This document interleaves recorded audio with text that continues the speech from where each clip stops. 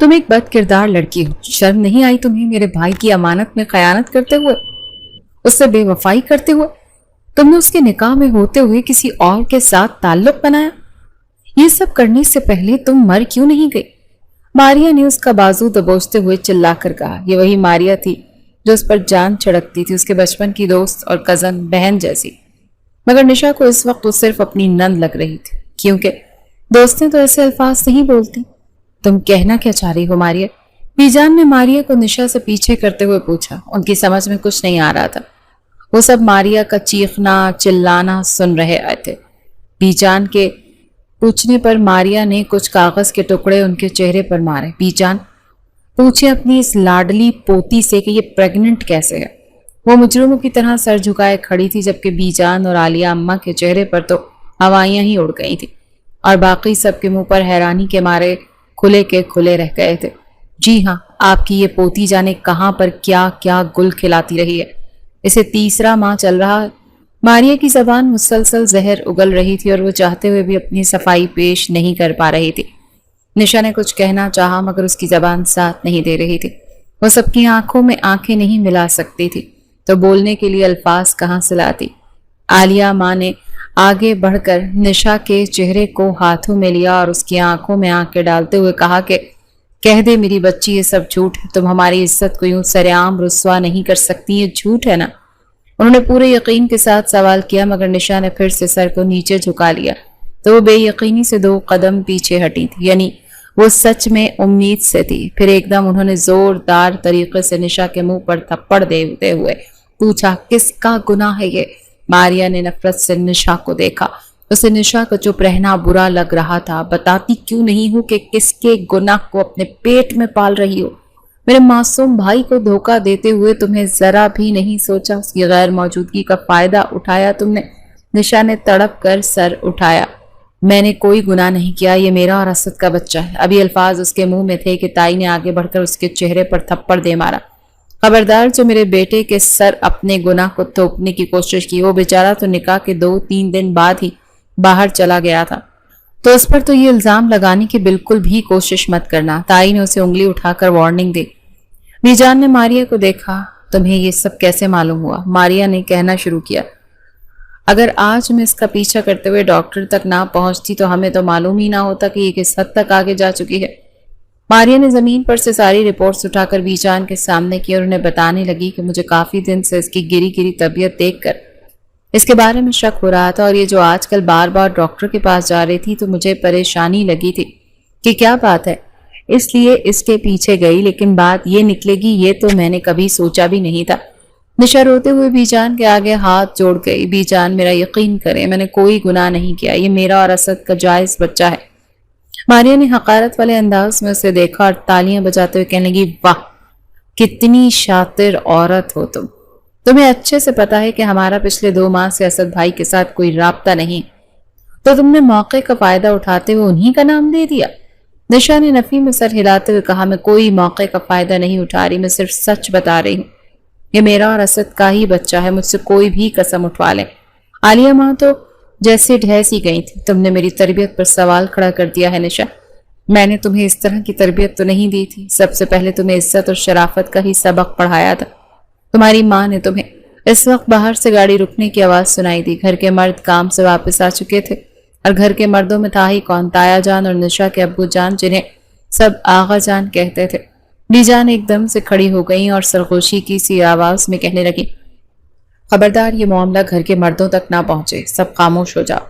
मारिया को ये मंजूर ना हुआ। बीजान, हम किस किस से ये बातें छुपाएंगे? मामला हद से आगे बढ़ चुका है। ताई ने उसकी तरफ देखते हुए जहर कुंद लहजे में कहा, मैं इस बेहया और बद किरदार लड़की को मजीद अपनी बहू हरगिज नहीं रहने दे सकती। जैसे ही मेरा असद से राब्ता होता है तो पहली फुर्सत में उसके से तलाक देने का कहूंगी।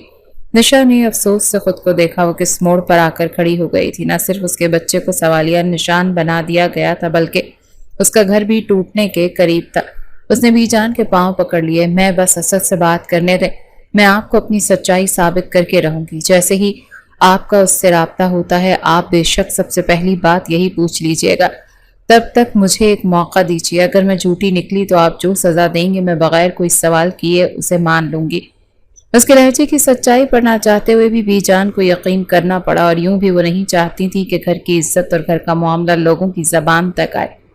اسی لیے انہوں نے نشا کو اس کے کمرے تک محدود ہو جانے کا حکم دیتے ہوئے جلد سے جلد اسد سے رابطہ کرنے کو کہا۔ کمرے میں آ کر وہ پھوٹ پھوٹ کر رو دی۔ اتنی تکلیف اسے اپنے چہرے پر پڑے تھپڑوں کے نشانات سے نہیں ہو رہی تھی جتنی ماریا کے پہنچائے گئے تکلیف دہ الفاظ سے۔ وہ تو اس کی دوست اور ہمراز تھی، بچپن سے وہ دونوں ساتھ تھے، تو ایسے کیسے وہ اس پر بد کرداری کا بڑا الزام لگا سکتی تھی؟ کیا وہ مجھے بالکل بھی نہیں جانتی تھی کہ میں ایسی ویسی لڑکی نہیں ہوں؟ دکھ تھا کہ بڑھتا ہی جا رہا تھا، اور اس نے ایک امید کے تحت موبائل پر پھر سے اسد کا نمبر ڈائل کیا، اور ہر بار کی طرح اس بار بھی وہی مایوس کن جواب تھا کہ وہ نمبر بند جا رہا تھا۔ اسد احمد، میں تمہیں ہرگز کبھی معاف نہیں کروں گی۔ تم نے مجھے سوالیہ نشان بنا کر رکھ دیا۔ سب کو صفائیاں دیتے دیتے تھک چکی تھی کہ اس نے کوئی بھی گناہ نہیں کیا، لیکن کوئی بھی اس کی بات پر یقین کرنے کو تیار نہیں تھا۔ اسے ایک رات کی سیاہی نے اس کی پوری زندگی کو اپنی لپیٹ میں لے لیا۔ اگر وہ ایک رات اس کی زندگی میں نہ آتی تو آج یوں اسے سب کے سامنے کٹہرے میں نہ کھڑا ہونا پڑتا۔ وہ ماریا کے کمرے میں آ گئی۔ ماریا نے اسے دیکھ کر نفرت سے منہ پھیر لیا۔ تم کیسے سوچ سکتی ہو کہ میں بد کردار ہوں؟ سچ تو یہ ہے کہ تمہارا بھائی جانے سے پہلے مجھ سے تعلق بنا کر گیا تھا۔ یاد کرو وہ دن جب سب لوگ شادی پر گئے تھے اور ہم تینوں گھر پر اکیلے تھے۔ یہ میرے نکاح کے 2 دن بعد کی بات ہے۔ نشا اسے یاد کرواتی ہوئی خود بھی اسی دن میں پہنچ گئی تھی۔ اس دن گھر پر کوئی بھی نہیں تھا اور سب لوگ گاؤں میں کسی رشتہ دار کی شادی پر گئے تھے۔ گھر پر وہ اسد اور ماریا ہی تھے۔ ماریا اور نشا کا بھی بہت دل تھا جانے کو، لیکن میجان کا کہنا تھا کہ چونکہ 2 دن پہلے ہی نشا کا نکاح ہوا ہے تو ابھی اسے گھر سے باہر نہیں نکلنا چاہیے۔ یہ اس کی وجہ سے ماریا کو بھی رکنا پڑا۔ اسد کے دوست کی شادی تھی اور وہ بھی وہیں پر تھا۔ گھر پر وہ دونوں اکیلی تھی اور ماریا اس سے ٹریٹ مانگ رہی تھی۔ نشا، اب تم میری بھابھی بن گئی ہو تو تمہیں مجھے ٹریٹ تو دینی ہوگی۔ نشا جواب میں برا سا منہ بنایا۔ میں کون سا خوشی سے بھابھی بن کر تمہارے سر پر سوار ہوئی ہوں؟ میرا بس چلے تو میں ابھی اسی وقت اس رشتے سے مکر جاؤں یا پلٹ جاؤں۔ ماریا جانتی تھی کہ وہ اس شادی پر دل سے خوش نہیں تھی۔ خاندان کی وجہ سے مجبور ہو کر اسے یہ نکاح کرنا پڑا، لیکن پھر بھی نشا کے منہ سے ایسے الفاظ سن کر اسے تکلیف ہوئی تھی۔ اسے سمجھاتے ہوئے کہنے لگی، دیکھو اب تم میرے بھائی کی بیوی بن چکی ہو۔ وہ مزاج کے سخت ضرور ہیں لیکن دل کے بہت اچھے ہیں۔ بہتر ہوگا کہ تم اس رشتے کو قبول کر لو۔ نشا نے جواب نہیں دیا اور کہا وہ جانتی تھی کہ وہ اپنے بھائی کی ہی حمایت کرے گی۔ کچھ دیر کی خاموشی کے بعد ماریا اچانک اٹھی اور پرجوش لہجے میں کہنے لگی کہ گھر پر کوئی بھی نہیں ہے۔ اسد بھائی بھی رات میں ہی کسی وقت واپس آئیں گے۔ نشا نے سوالیہ نظروں سے اسے دیکھا جیسے وہ پوچھ رہی ہو تو کیا کریں۔ ماریا اس سے اٹھاتے ہوئے کچن میں لے آئی تو ہم کوکنگ سکلز کو بروئے کار لاتے ہوئے کیک بنائیں گے۔ نشا نے ہاتھ اٹھا لیا۔ میں اس معاملے میں تمہارا کوئی ساتھ نہیں دے سکتی۔ پتہ بھی ہے کہ پچھلی بار بھی ہم دونوں سے گڑبڑ ہو گئی تھی اور تمہارے بھائی سے کتنی ڈانٹ پڑی تھی۔ ماریا نے اس کی خوشامد کرتے ہوئے کہا، میری پیاری اکلوتی بھابھی، مان لو نا میری بات۔ ویسے بھی بھائی گھر پر نہیں ہے اور ان کے آنے سے پہلے ہم کیک بنا کر کھا بھی لیں گے، کسی کو کچھ پتہ بھی نہیں چلے گا۔ اس کے بعد باہر کے کہنے پر نشا کو ہار ماننی ہی پڑی اور وہ دونوں کچن میں آ گئے۔ کام سے زیادہ ان دونوں کا فوکس سر لڑنے پر تھا اور یہ ہمیشہ ہی ہوتا تھا، اسی لیے ان دونوں کی کوئی اکٹھے کچن میں آنے ہی نہیں دیتا تھا۔ اس وقت بھی یہی ہوا۔ شور اور ہنگامے میں کب ان کی آواز اونچی ہو گئی دونوں کو پتہ ہی نہیں چلا، چونکہ دونوں ہی تب جب اسد چلاتی ہوئی آواز آئی، شٹ اپ، یہ کیا بدتمیزی مچائی ہوئی ہے تم دونوں نے؟ اور اس کے ساتھ ہی اس کے ماتھے پر آ کر انڈا پھوٹا تھا جو بدقسمتی سے نشا کے ہاتھ سے نکلا تھا۔ یہ سب اتنا اچانک اور ایک دم سے ہوا کہ کسی کو بھی سنبھلنے کا موقع نہیں ملا۔ اسد نے غصے سے ان دونوں کو دیکھا تو نشا کی جان ہی نکل گئی۔ ابھی 2 دن پہلے ہی تو اس شخص کے نکاح میں آئی تھی اور اس وقت اس کا غصہ اس کی جان نکال رہا تھا۔ اسد نے وہ انتہائی خوشمگی نگاہوں سے ان دونوں کو دیکھا اور کہا، تم دونوں ذرا میرے کمرے میں آؤ۔ کمرے میں آ کر حسب معمول اس کا لیکچر شروع ہو چکا تھا۔ ماریا تو اس کی بہن تھی اسی لیے اسے کچھ محسوس نہیں ہو رہا تھا، لیکن نشا کو بہت برا محسوس ہو رہا تھا۔ کافی دیر ڈانٹنے کے بعد اس نے ان دونوں کو جانے کا اشارہ کیا۔ ماریا کمرے سے باہر نکل گئی اور نشا بھی نکلنے کو تھی کہ اسد نے ایک دم آواز دے کر نشا کو روک لیا۔ تم یہاں پر واپس آؤ۔ وہ ڈرتے ڈرتے دوبارہ اس کے سامنے آ کر کھڑی ہوئی تو وہ بولا، ابھی جو تم نے کارنامہ سر انجام دیا اسے صاف کرو۔ اس کا اشارہ اپنے ماتھے کی طرف تھا۔ نشا کی سانسیں اوپر نیچے ہونے لگی۔ رخصتی سے قبل اس کمرے میں اس کا داخلہ ممنوع تھا۔ تم نے سنا نہیں کہ میں نے کیا کہا؟ میرے چہرے سے یہ سب صاف کرو ابھی۔ وہ پھر سے دھاڑا تو جلدی میں نشا نے اپنے دوپٹے سے ہی اس کے چہرے کو صاف کرنا شروع کر دیا۔ نشا کی اتنی قربت پا کر اسد کے دل کی دھڑکنیں ایک دم سے تیز ہو گئی تھی۔ 2 دن پہلے نکاح والے دن سے لے کر اب سے تھوڑی دیر تک پہلے اس کے دل میں نشا کے لیے 1% بھی جذبات نہیں تھے، مگر اب ایک دم سے اس کے اتنے پاس کھڑی اس کے ایمان کو آزما رہی تھی۔ اس نے غیر ارادی طور پر اپنے آپ کو پیچھے کرنا چاہا تو بیڈ پر پیچھے کی طرف گر گیا، اور نشا سے بھی اپنا بیلنس قائم نہ ہو سکا تو دھڑام سے وہ بھی اس کے اوپر آ گری۔ اس کے سینے سے لگی نشا منہ کھولے ہکا بکا تھی کہ یہ سب اچانک کیسے ہو گیا، جبکہ اسد کے وجود میں تو جیسے بجلیاں سی دوڑ گئیں۔ اس کی بیوی تھی اور وہ اس پر پورا حق رکھتا تھا۔ کسی ٹرانس کسی کیفیت میں اس نے نشا کے دوپٹے کو دور پھینکا اور اسے بازو میں لے کر اپنی گرفت سخت کی تو وہ مچلنے لگی۔ ایسا نہیں کریں پلیز، مجھے جانے دیں۔ وہ منمنانے لگی، مگر اسد اس کی قربت میں جیسے پاگل ہو رہا تھا۔ بیوی ہو تم میری اور میں تم پر پورا حق رکھتا ہوں، اس نے جیسے اپنا حق جتایا تھا۔ نشا ڈر کر رہ گئی تھی، ابھی اتنی بچی تو وہ بھی نہیں تھی کہ اسے پتہ نہ چلتا تو اس کے کیا ارادے ہیں۔ دیکھیں ابھی ہماری رخصتی نہیں ہوئی، مجھے جانے دیں۔ یہ سب ٹھیک نہیں، آپ اپنے آپ کو چھڑا کر وہاں سے جانے لگی تھی، مگر اسد اسے پھر سے ہاتھ پکڑ کر روک گیا۔ رخصتی نہیں ہوئی مگر ہو تو میری بیوی ہی، اور ابھی تم خود چل کر میرے کمرے میں آئی ہو تو سمجھو رخصتی بھی ہو گئی۔ نشا کو سمجھ نہیں آ رہی تھی کہ اسد کو ہو کیا گیا ہے۔ نکاح والے دن تک تو اس نے اس کو دیکھنا بھی نہیں تھا، اور آج ایک دم سے اس کے جذبات کیسے جاگ گئے تھے۔ یہ رشتہ تو 2 دنوں کے لیے ہی انچاہا اور زبردستی کا تھا، پھر اب ایسے کیسے وہ خود کو اس کے سپرد کر دیتی، جبکہ اسد ہی رخصتی کے لیے وقت مانگ چکا تھا، اور وہ اچھے سے جانتی تھی کہ اس لیے دیر کرنا چاہ رہا ہے کہ سرسے میں وہ اسے جان چھڑانے کا کوئی طریقہ ڈھونڈ سکے، اور اب وہ اس کو اپنی بیوی کا حق دینے چلا تھا۔ یہ سب باتیں نشا کو پریشان کر دینے کے لیے کافی تھی۔ اس نے بہت کوشش کی کہ اپنے آپ کو چھڑا کر وہاں سے جا سکے، مگر اس کے بھاری بھرکم وجود کے آگے وہ بے بس تھی، اور آخر وہی ہوا جو وہ چاہتا تھا۔ صبح کو اس کی آنکھ کھلی تو اپنے آپ کو اس حال میں دیکھ کر وہ رونے لگی۔ اسد بے فکری سے دوسری طرف کروٹ بدلے سو رہا تھا۔ رات کو جو کچھ ہو چکا تھا اس کی خبر ان دونوں کے علاوہ اور کسی کو بھی نہیں تھی۔ ماریا بھی یہی سمجھ رہی تھی کہ نشا اپنے کمرے میں ہی ہوگی۔ وہ بھاگتے ہوئے وہاں سے اپنے کمرے میں آ گئی۔ وہ اپنے آپ کا سامنا کرتے ہوئے بھی ڈر رہی تھی، اگرچہ وہ اس کی بیوی ہی تھی، لیکن ان دونوں کی رخصتی نہیں ہوئی تھی تو وہ اب سب کا سامنا کیسے کرے گی، یہ سوچ کر اس کا دل دہلائے جا رہی تھی۔ ماریا ناشتے کے لیے اسے بلانے آئی تو اس نے کمبل میں منہ چھپا لیا، شاید اسے ڈر تھا کہ وہ کہیں اس کے چہرے سے سارا راز نہ جان لے۔ میری طبیعت ٹھیک نہیں ہے، میں ابھی سو رہی ہوں، تھوڑی دیر بعد اٹھوں گی تو ناشتہ کر لوں گی، تم جاؤ یہاں سے۔ اس نے کافی تلخی سے ماریا کو مخاطب کیا اور اس کے رویے پر حیران ہوتے ہوئے وہاں سے چلی گئی۔ ابھی تھوڑی دیر میں سب آ جائیں گے اور کسی کو پتہ چل گیا تو کیا ہوگا۔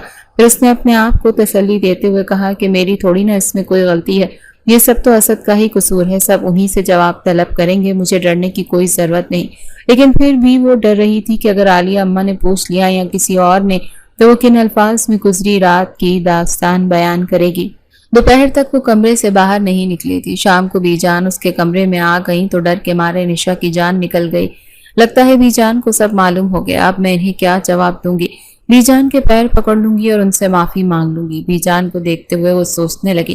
وہ اچھے سے جانتی تھی کہ شام حویلی میں خاندانی رسم و رواج کو بہت اہم مانا جاتا ہے، اور بے شک یہ غلطی یا گناہ نہیں تھا، لیکن میں سب کی نظر میں یہ گناہ ہی ہوتا۔ ابھی وہ الفاظ سوچ ہی رہی تھی کہ بی جان نے شفقت سے اس کے سر پر ہاتھ رکھتے ہوئے پوچھ لیا کہ ماریا بتا رہی تھی کہ تمہاری طبیعت ٹھیک نہیں ہے، ہم صبح سے کمرے سے تم باہر نہیں نکلی، کیا ہوا ہے؟ انہوں نے ہاتھ لگا کر اس کا ماتھا چیک کرنا چاہا تو اسے بخار تھا، دوا کھائی ہے؟ ان کے لہجے میں اتنی محبت تو نشا کو ہضم ہی نہیں ہو رہی تھی۔ وہ بہت سخت خاتون تھی اور لڑکیوں کے معاملے میں تو خاص کر ان کے قوانین کچھ اور ہی تھے۔ وہ کم ہی کسی کو پیار سے مخاطب کرتی تھی۔ شکر ہے بی جان کو کچھ پتہ نہیں چلا، اس نے دل ہی دل میں شکر ادا کیا۔ تبھی باہر کچھ ہلچل کی آواز سنائی دی تو بی جان اسے لیٹنے کی تاکید کرتے ہوئے باہر دوبارہ چلی گئی۔ باہر کس قسم کا شور مچا ہوا ہے، اس نے الجھن سے سوچا۔ وہ عالی اماں کے آنے کا انتظار کر رہی تھی، لیکن وہ جانے کہاں پر مصروف تھی کہ 1 گھنٹے بعد وہ اس کے کمرے میں آئی۔ سوری بیٹا، وہ اصل میں اسد کی شام کی فلائٹ ہے، لندن جا رہا ہے، تو سب بس اس کی پیکنگ اور اس کو سی آف کرنے کے چکر میں مصروف ہیں۔ کیا؟ وہ چونک کر اٹھ بیٹھی۔ اس کے باہر جانے کا سن کر نشا کو بہت دھچکا لگا تھا۔ اگر کوئی اور وقت ہوتا تو وہ خوش ہوتی، لڈیاں ڈالتی، لیکن اس وقت اسے سمجھ نہیں آ رہا تھا کہ خوش ہو یا پریشان۔ لگتا ہے وہ بھی میری طرح کسی کا سامنا کرنے کی ہمت نہیں رکھتے، اسی لیے منہ چھپا کر بھاگ گئے۔ بزدل آدمی، دل ہی دل میں وہ اپنے آپ سے باتیں کرنے میں مصروف تھی۔ سچ تو یہی تھا کہ اسد پر بہت غصہ تھا۔ تھوڑی دیر تک وہ بھی نارمل ہو گئی اور اس نے خطرہ ٹل جانے پر سکون کا سانس لیا۔ وہ پھر سے اپنی نارمل زندگی کی طرف لوٹنے لگے۔ یہ اسد کے جانے کے 1 ماہ بعد کی بات ہے جب اسے اپنے اندر کچھ غیر معمولی تبدیلیوں کا احساس ہوا۔ کسی کو بھی بغیر بتائے وہ لیڈی ڈاکٹر کے پاس چلی گئی تھی۔ جو کچھ اس نے بتایا وہ نشا کے ہوش اڑا دینے کے لیے کافی تھا۔ وہ پریگننٹ تھی۔ جب ڈاکٹر نے اسے یہ بتایا تو کتنی ہی دیر وہ ساکت بیٹھی رہی کہ اسے کچھ سمجھ میں نہیں آ رہا تھا کہ وہ مزید کیا ہدایات دیے جا رہی ہیں۔ ڈاکٹر کے کلینک سے شام حویلی تک کا فاصلہ اس نے جانے کیسے طے کر لیا تھا۔ اپنے کمرے میں آ کر بھی وہ مسلسل سوچوں کے بھنور میں ڈوبی ہوئی تھی۔ یہ سب ٹھیک نہیں ہوا، مجھے عالیہ ماں سے بات کرنی ہوگی اور کہنا ہوگا کہ میں رخصتی کرنا چاہتی ہوں۔ اس سے پہلے کسی کو پتہ چلے یہ رخصتی ہو جانی چاہیے۔ تم اس دن کو بنیاد بنا کر مجھے گمراہ نہیں کر سکتی۔ ماریہ کی پھنکارتی ہوئی آواز نے اسے ماضی سے حال میں لا دھکیلا۔ میرا بھائی اس قدر کمزور نفس کا مالک نہیں تھا، اسے تم میں ذرا بھی دلچسپی نہیں تھی، ورنہ میں رخصتی 2 سال بعد کا نہ کہتے۔ ماریہ کے پاس اپنی دلیل تھی اور وہ کسی صورت نشا پر اعتبار کرنے کو تیار ہی نہیں تھی، بلکہ کوئی بھی نہیں تھا۔ تبھی تو سب کو بس اسد کے ساتھ رابطہ ہونے کا انتظار تھا اور گزرتے جا رہے تھے، اور ویسے ویسے نشا کی مشکلات میں اضافہ ہوتا جا رہا تھا۔ ہر طرف گھر والوں کو اسد کی ٹینشن تھی کہ اسے اتنے عرصے سے کوئی رابطہ نہیں ہو پا رہا، تو دوسری طرف نشا ولا معاملہ بھی جان کی سمجھ میں نہیں آ رہا تھا کہ وہ کیا کریں۔ وہ چاہتی تھی کہ نشا کا ابارشن کروا دیں، لیکن پھر یہ خیال انہیں روک لیتا کہ اگر یہ واقعی اسد کی اولاد ہوئی تو پھر وہ کیسے اپنے خاندان کے وارث کو ختم کروا سکتی ہیں۔ بس اسی سوچ نے اب تک انہیں روک رکھا تھا۔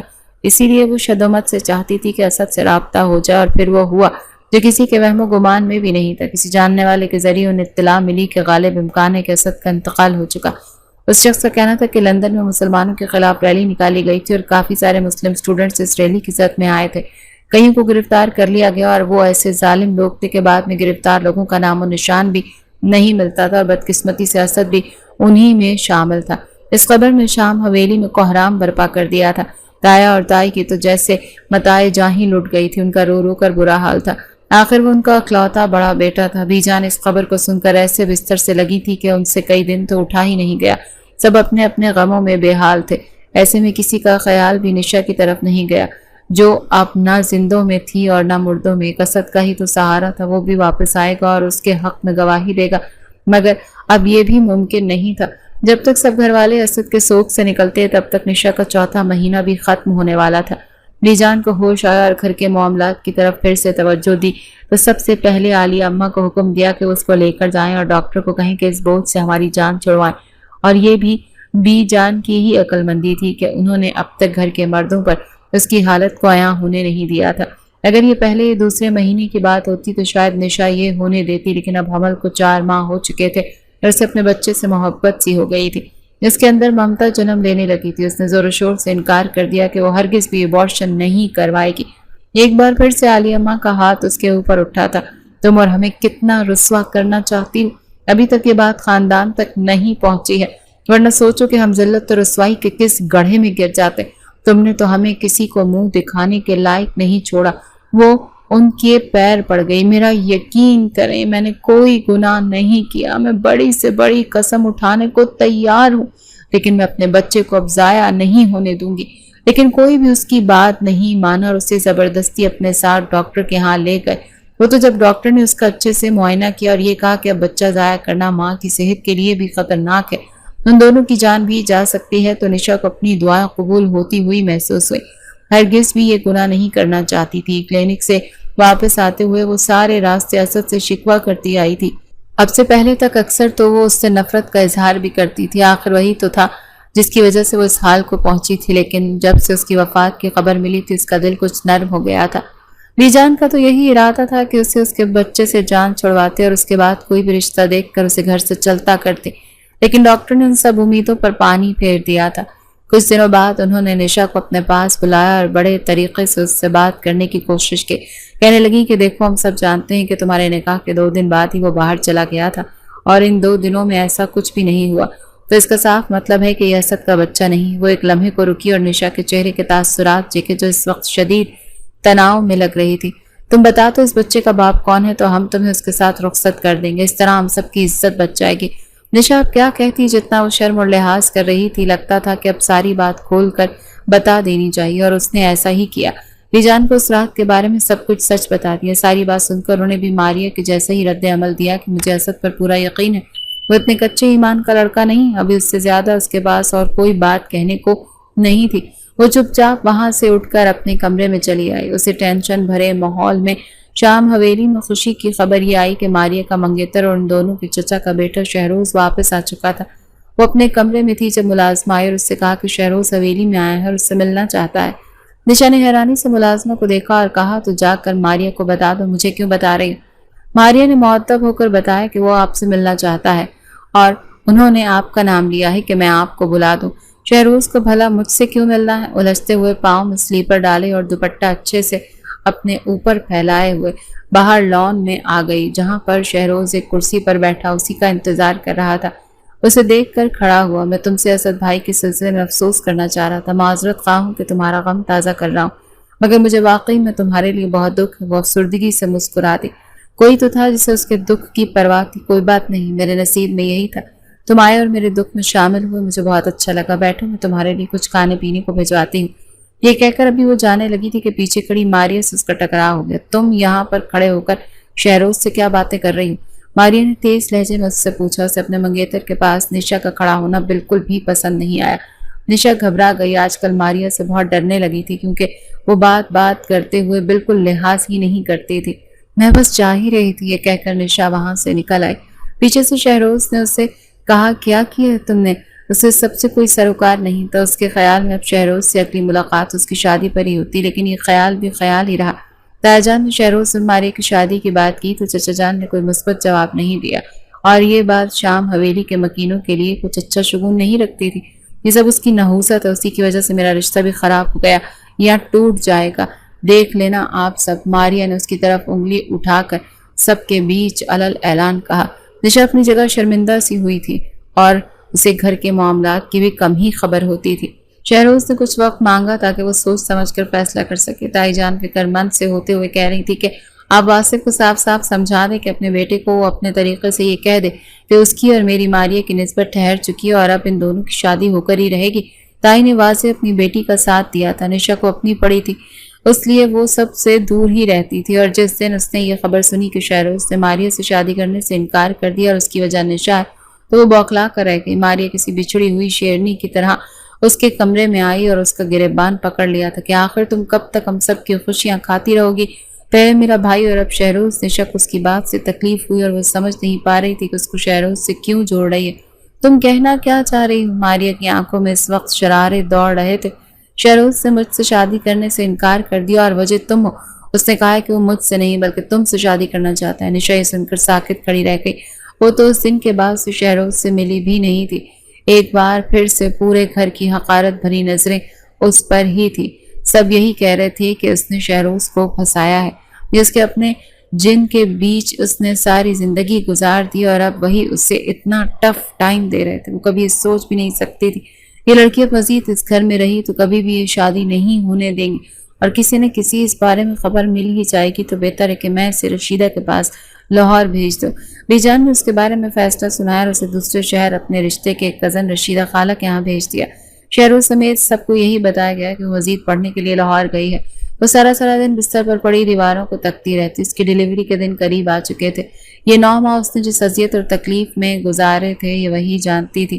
عالیہ ماں اور بی جان نے اسے دوسرے شہر اسی لیے بھیج دیا تھا تاکہ وہاں پر ہی اس کی ڈیلیوری ہو اور کسی کو کان خبر نہ ہو۔ جس دن اسے اسپتال جانا تو اس دن اس نے رشیدہ خالہ اور بی جان کی بات نے اتفاقیہ طور پر سن لی تھی۔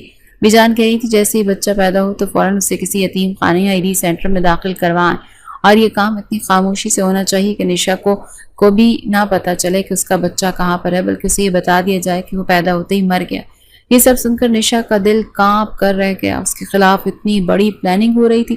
ایک پرائیویٹ اسپتال میں اس کی ڈیلیوری ہونی تھی، لیکن اب وہ وہاں پر ہرگز بھی نہیں جا سکتی تھی۔ اس نے چپ چاپ سامان سمیٹا اور خاموشی سے وہ گھر ہی چھوڑ دیا۔ وہ سرکاری اسپتال چلی آئی تھی۔ درد کی انتہا تھی۔ اس کا کیس کوئی بھی لینے کو تیار نہیں تھا کیونکہ وہ اکیلی تھی اور معاملہ خراب تھا۔ تھک ہار کر وہ اسپتال کے گیٹ کے پاس نڈھال ہو کر بیٹھ گئی۔ اسپتال سے اندر داخل ہوتا اسد چونک کر رہ گیا۔ نشا کو اس حال میں دیکھ کر اس کے سر پر تو جیسے ساتوں آسمان پھٹ پڑے تھے۔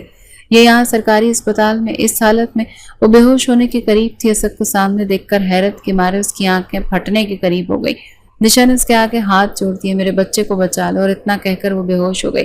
اسد کو سب بھول گیا کہ اس اسپتال میں کس کام سے آیا تھا۔ اس نے جلدی سے اسے گاڑی میں ڈالا اور شہر کے ایک بڑے پرائیویٹ ہسپتال میں لے آیا۔ نشا نے ایک خوبصورت سے بیٹے کو جنم دیا جو ہو بہو اسد کی کاپی تھا۔ اسے ہرگز بھی نشا کی پریگننٹ ہونے کی خبر نہیں تھی، ہوتی بھی کیسے؟ اس نے تو سب سے ایسا تعلق توڑا کہ پھر واپس سے کسی کی خبر ہی نہ لی۔ اس دن نشا سے تعلق بنانے کے بعد صبح جب وہ سو کر اٹھا تو وہ جا چکی تھی۔ اسد کو پشیمانی ہوئی کہ حد نہیں، اسے خود پر یقین نہیں آ رہا تھا کہ وہ کیسے ایسے اپنا کنٹرول کھو سکتا ہے۔ نشا جس قدر رو رہی تھی، تڑپ رہی تھی، اسے پورا یقین تھا کہ وہ سب کو بتا دے گی۔ بچپن سے لے کر اب تک اس نے اپنا جو امیج بنا رکھا ہے وہ خراب ہو جاتا۔ سب میرے بارے میں کیا سوچیں گے، یہ سوچ سوچ کر اس کا دماغ پاگل ہوئے جا رہا تھا۔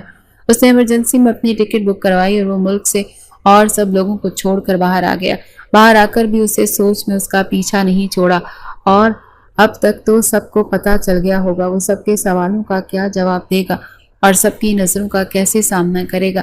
ایک اچھا ہونے کا ٹیگ جو اس پر لگا ہوا تھا وہ اتر جاتا۔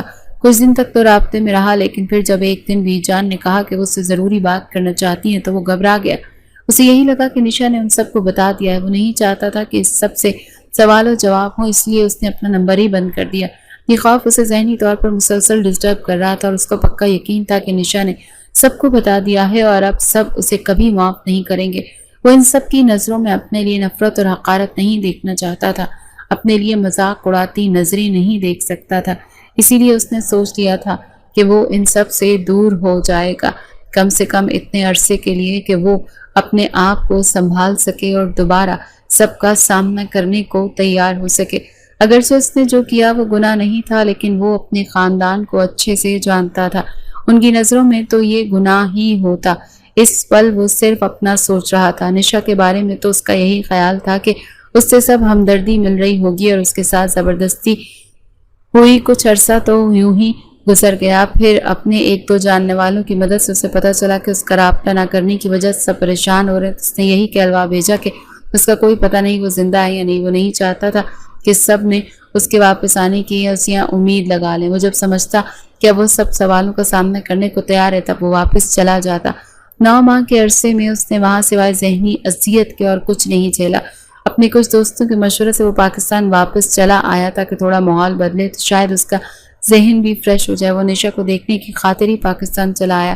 لاہور ایئرپورٹ سے اترا تو کسی جاننے والے نے کہا کہ اس کے ایک عزیز کو کچھ رقم دیتا ہوا جو کہ سرکاری اسپتال میں ایڈمٹ تھا۔ اس کام کی غرض سے وہ اسپتال میں آیا تھا اور وہاں نشا کو دیکھ کر اسے سب بھول گیا۔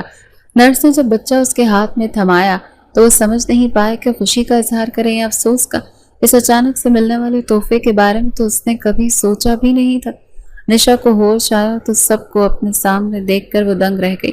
اسے اپنے 9 ماہ کی سب تکلیفیں یاد آ گئیں تو وہ نفرت سے منہ پھیر کر رہ گئی۔ یہی شخص تو ذمہ دار تھا۔ چلو گھر چلے۔ 2 دن بعد اسے چھٹی ملی تو اسد نے اپنا ہاتھ اس کے آگے کرتے ہوئے کہا۔ وہ ہرگز بھی اس گھر میں واپس نہیں جانا چاہتی تھی، لیکن اسے اپنی سچائی بھی تو ثابت کرنی تھی۔ ایک بار تو جانا بنتا تھا۔ اسد کا ہاتھ جھٹک کر وہ خود ہی کھڑے ہونے کی کوشش کرنے لگی تو کھڑا نہیں ہوا گیا۔ گرنے لگی تو اسد نے جلدی سے اسے بازوؤں میں تھام لیا۔ وہ اسے گاڑی تک یوں ہی لایا تھا۔ شام حویلی میں گاڑی سے اترتی نشا کو دیکھ کر بی جان کا پارا ہائی ہوا۔ انہیں پتہ چل گیا تھا کہ وہ وہاں سے بھاگ گئی اور 3-4 دن سے اس کی کوئی خبر نہیں تھی۔ اس سے پہلے کہ وہ اسے مارنے کے لیے آگے بڑھتی دوسری طرف سے نکلتے وجود کو دیکھ کر ان کی آنکھیں پتھر کی ہو گئی تھی۔ وہ اسد تھا۔ اسد میرے بچے، تم واپس آ گئے۔ بھاگتے ہوئے انہوں نے جا کر اسد کو گلے سے لگا لیا۔ ارے عالیہ، نصرت، ماریہ، کہاں ہو تم سب؟ آ کر دیکھو تو کون آیا ہے۔ وہ اونچی اونچی آوازیں دینے لگی۔ سبھی بھاگتے ہوئے باہر آئے اور اسد کو دیکھ کر ان سب کا ری ایکشن بھی وہی تھا۔ کسی کو اپنی آنکھوں پر یقین نہیں آ رہا تھا کہ جس کے لوٹ آنے کی امید ان سب نے ختم کر دی تھی وہ زندہ سلامت و ٹھیک ٹھاک ان کے سامنے کھڑا تھا۔ نشا کو تو سب بھول ہی چکے تھے کہ وہ بھی یہاں پر موجود ہے۔ اسد کی آنکھیں نم ہو رہی تھی۔ اس نے بلا وجہ ہی اپنے پیاروں کو اتنا عرصہ تکلیف میں مبتلا کر رکھا اور خود بھی رہا۔ بی جان، میرے بیٹے اور بیوی سے بھی تو ملی ہے۔ اس نے گاڑی سے اپنے بیٹے کو نکالا اور نشا کا ہاتھ پکڑ کر اسے سہارا دیا۔ تمہارا بیٹا؟ وہ ہکا بکا رہ گئی، بلکہ وہی نہیں باقی سب بھی یہ سن کر ہوش اڑ گئے تھے۔ اس کا مطلب ہے نشا سچ بول رہی تھی؟ ماریہ نے پشیمانی سے سوچا۔ کیا تم سچ کہہ رہے ہو؟ یہ ماں تمہارا ہی بیٹا ہے؟ بی جان نے لرزتی آواز میں پوچھا تو اسد نے ہاں میں سر ہلا دیا۔ میں صدقے جاؤں، میرے گھر کے 2 وارث آئے ہیں۔ ارے کوئی صدقے کے بکرے منگواؤ، اپنے بچوں کے گھر آنے کی خوشی میں تو دعوت کا اہتمام کروں گی۔ بیجان نشا کو پیار کرنے کے لیے آگے بڑھی تو اس نے ہاتھ اٹھا کر انہیں روک دیا۔ اب تو آپ سب کو یقین آ گیا ہوگا کہ میں نے کوئی گناہ نہیں کیا تھا، یہ میرا جائز بچہ ہے۔ اسد کے منہ سے گواہی بھی سن لی۔ بیجان نے ایک نظر اسد کی گود میں اس بچے پر نظر ڈالی۔ اسد نہ بھی گواہی دیتا تو اس بچے کا چہرہ چیخ چیخ کر گواہی دے رہا ہے کہ وہ اسد کا ہی بیٹا ہے۔ کوئی بھی اسے پہلی نظر میں دیکھتا تو پہچان جاتا۔ اس کے نین نقش اسد کی ہی کاپی تھے، وہ بھی بچپن میں ایسا ہی تھا۔ میری بچی، ہم سب کو معاف کر دینا، ہم غلط تھے۔ عالیہ اماں اس کو گلے لگانے لگی مگر نشا نے انہیں پیچھے کر دیا۔ میں بس یہی چاہتی تھی کہ آپ لوگوں کو میری سچائی پر یقین آ جائے، اور اب سچ اور جھوٹ کا پتہ چل ہی گیا ہے تو میرا اب یہاں پر کوئی کام نہیں ہے۔ لائیں میرا بچہ، مجھے واپس کریں، میں یہاں سے جا رہی ہوں۔ اس نے اسد کے آگے ہاتھ پھیلاتے ہوئے کہا۔ اس کی بات سن کر سب تڑپ کر رہ گئے۔ تائی جان کیسے اپنے پوتے کو اب خود سے جدا کر سکتی تھی؟ دیوار بن کر اس کے آگے کھڑی ہو گئی۔ نہیں، میں اپنی بہو اور پوتے کو کہیں بھی جانے نہیں دوں گی۔ ان کے لہجے میں پیار امٹ رہا تھا اور نشا کو ان سب سے نفرت محسوس ہو رہی تھی۔ جب وقت تھا تو کسی نے اس پر یقین نہیں کیا اور آپ سب محبتیں لٹا رہے ہیں۔ نشا میری بچی، تجھے تیرے بچے کا واسطہ، اندر آ جا، بیٹھ کر بات کرتے ہیں، میں تمہیں کہیں جانے نہیں دوں گی۔ عالیہ ماں نے اس کے آگے ہاتھ جوڑ دیے تھے۔ کمرے میں آ کر اس نے اپنے آپ کو بند کر لیا تھا۔ اسے اپنے ان خونی رشتوں کی شکلیں دیکھنے کا بھی دل نہیں کر رہا تھا۔ ان کی معافی بھی اب کسی کام کی نہیں تھی۔ اسد کو سب کی زبانی معلوم ہوا کہ 9 ماہ میں نشا پر کیا گزری تو وہ شرمندگی کے مارے کچھ بول ہی نہیں پایا۔ اسے اپنے آپ پر سخت غصہ آ رہا تھا کہ اس کی وجہ سے ایک معصوم کی زندگی اجیرن ہو گئی تھی۔ بابا اور تایا کو اب جا کر سارے معاملے کی خبر ہوئی تھی۔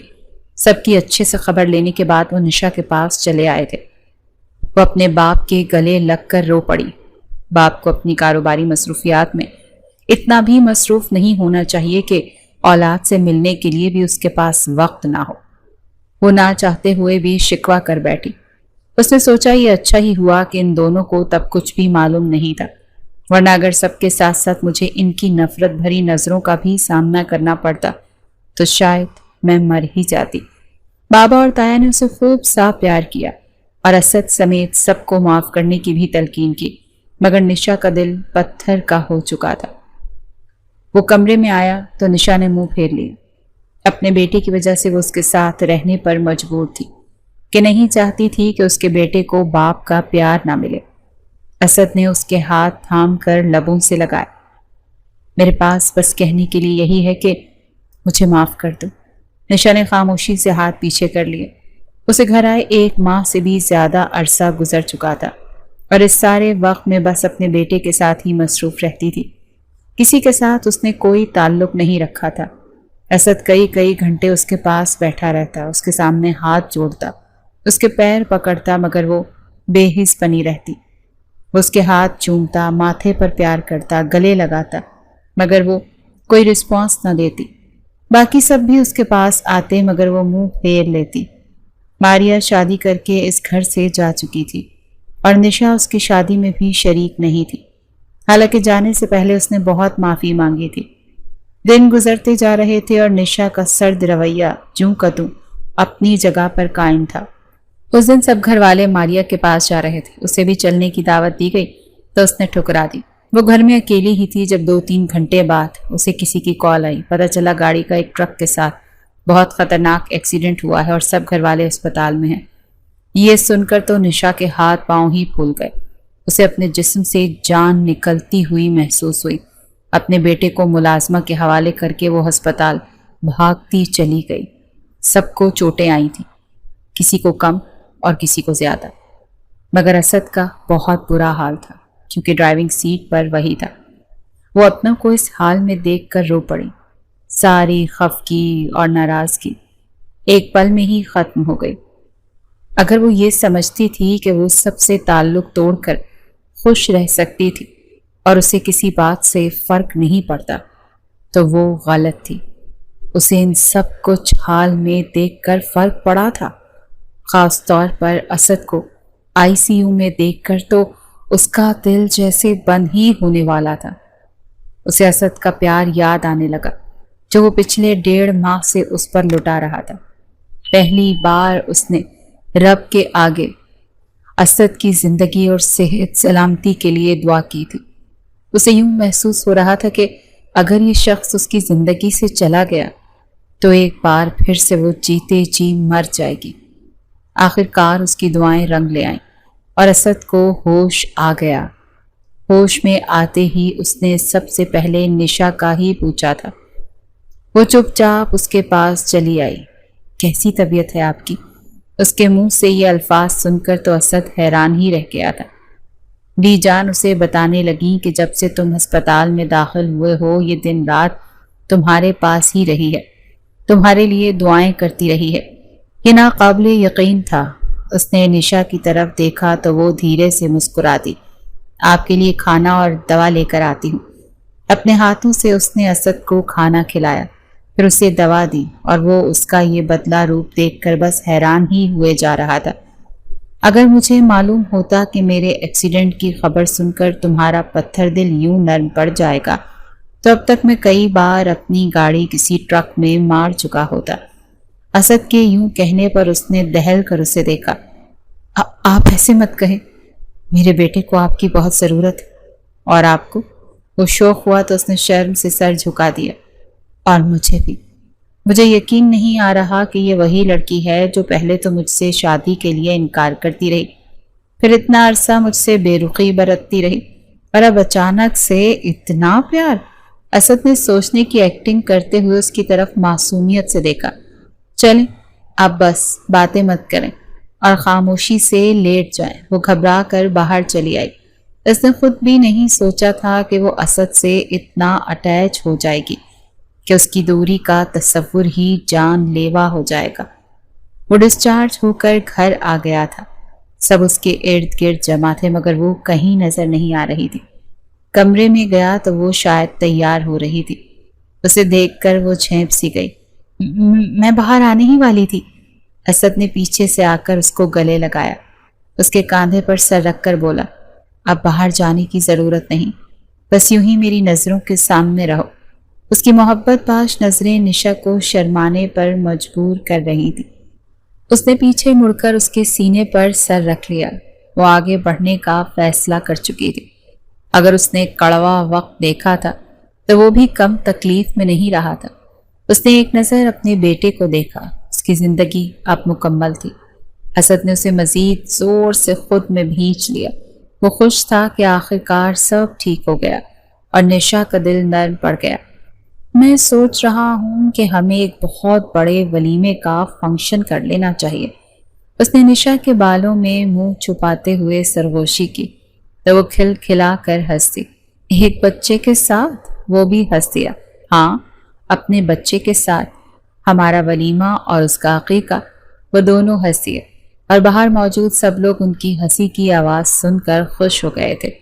شام حویلی کی رونقیں لوٹ آئی تھیں۔